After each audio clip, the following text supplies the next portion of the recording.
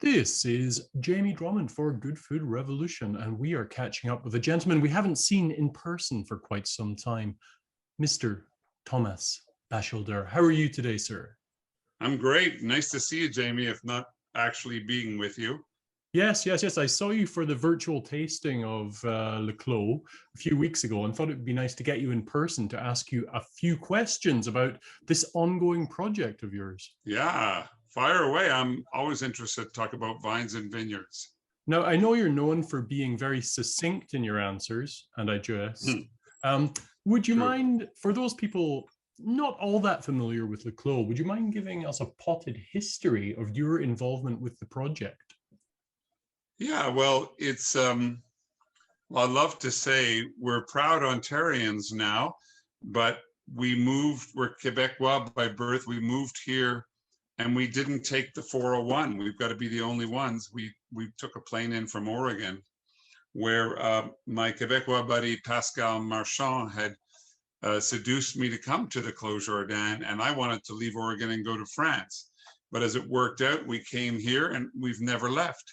Prior to coming here, Jamie, we thought there was only one Pinot Noir job here, and it was Carl Kaiser of Enniskillen who had that job. But of course, how could I know that all these other lovely Pinot Noir wineries, not just the Clos, but of course, Hidden Bench and Tawes and Flat Rock, and now a bunch of others, Rosewood, So things have changed a lot. There's a lot more believers. And when were you first approached by Le Clos about being attached to that particular project? Which year was that in? That was 2001. The crazy thing is I had arrived in, excuse me, ate some peanuts. I had arrived in Oregon with my wife in 1999 and our young daughter. We had a second daughter, and by my second year there, they had already asked me to come to the Clos. Now that was Boisset of France asking me, and I didn't know any of the Vincor people. Vincor subsequently got swallowed up by, Constellation, subsequently to that, now it's Arterra, the Ontario's Teachers Union that owns it. So it's completely Canadian owned. But back then, it was the French reaching out to get me to come, and I said sure, I'd help them start it up, but would they find a place for me back in France? And it's not afterwards. It's not so much that they never did. It's more that I realized that there was lots to do here, and that Niagara and Ontario in general was just beginning to burgeon and grow. Now, correct me if I'm wrong here. If my memory serves me well, Jaflin had their fingers in Ontario Pinot and Chardonnay earlier to that with the aforementioned Carl Kaiser with their Alliance project, right? Right, and that's something I never quite understood in terms of, did Alliance start just before Vincor and Boisset, or was it at the same time, or was it clearly only Vincor and Boisset? But I can tell you this, Bernard Repolt, he's a leading luminary in Burgundy, and I know him. I'm sure you know him. I'm sure you spent a few nights with him.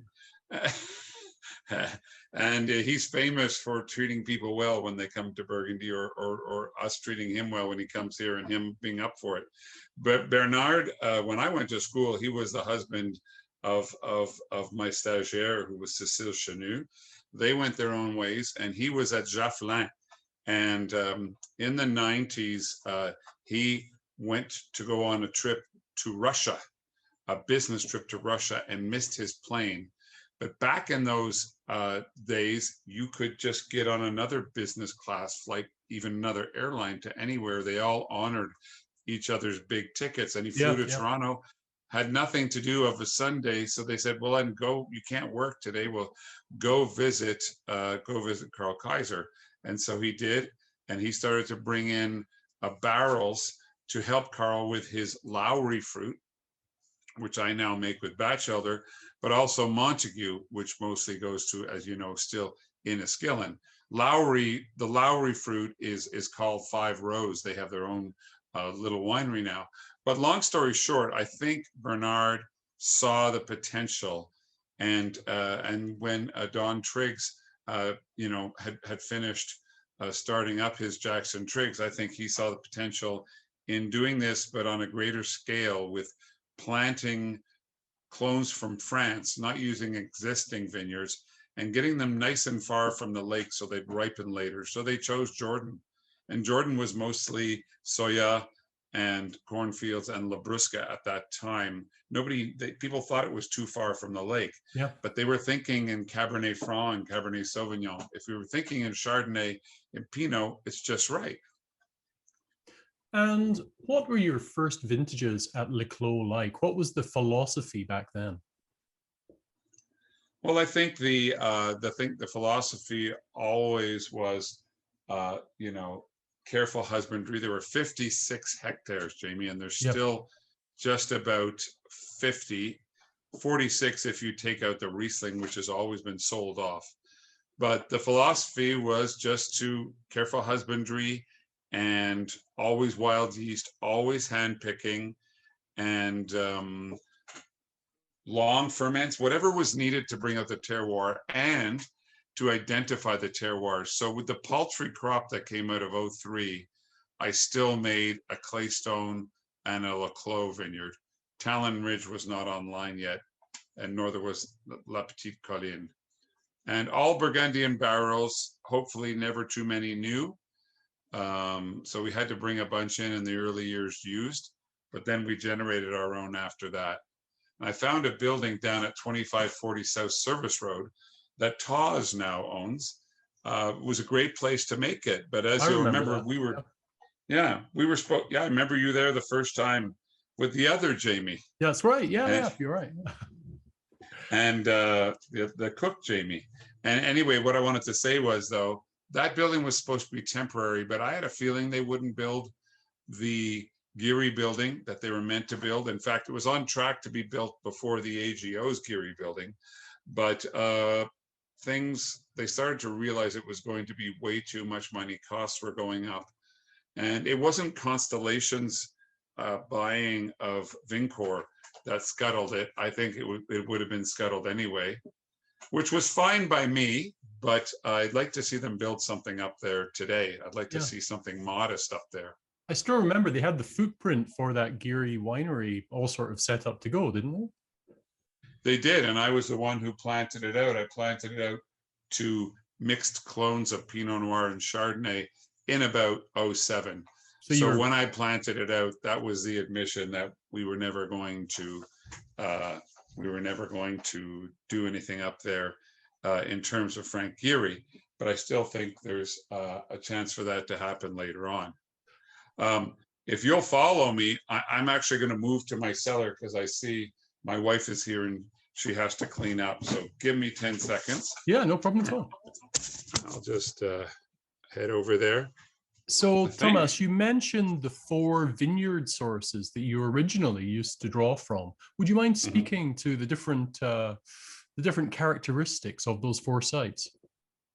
Right. So La Petite Colline is a bigger monopoly than many in Burgundy. It's completely Pinot Noir, and it's 3.36 hectares. Now, that is owned by the Neudorf family. Yeah. And they do a little bit of the farm out of there, but mostly it goes to Quai-Lus's, Domaine Quai-Lus's Grand Reserve and the Reserve.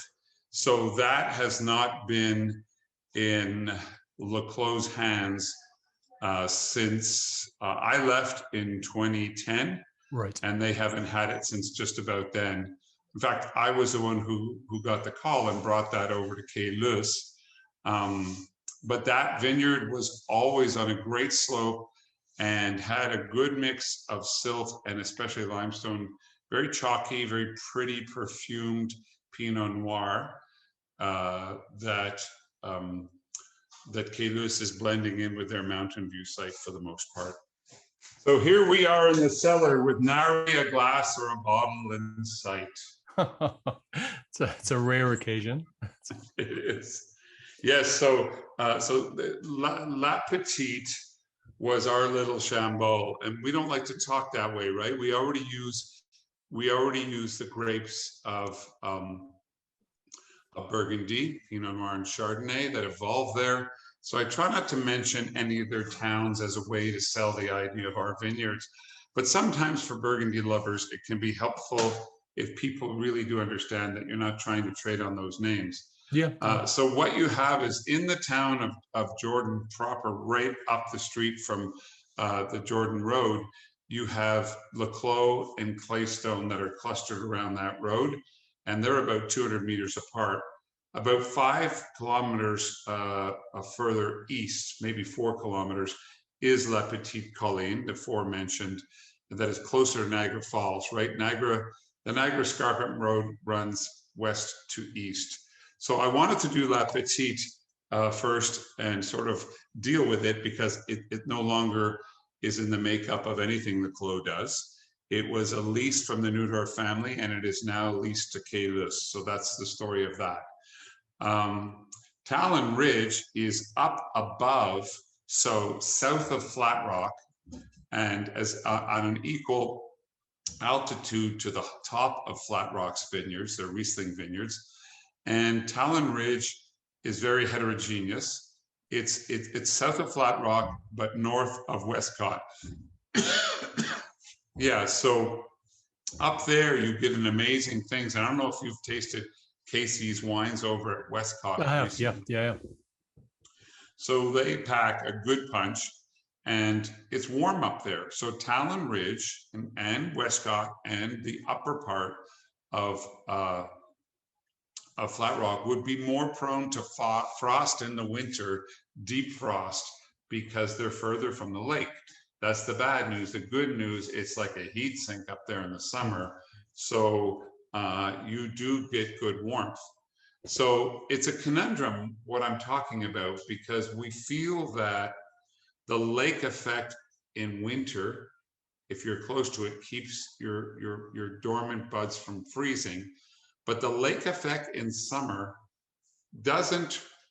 only affects those vines that are closest to it to be able to profit from its warming influence once the summer sun wanes.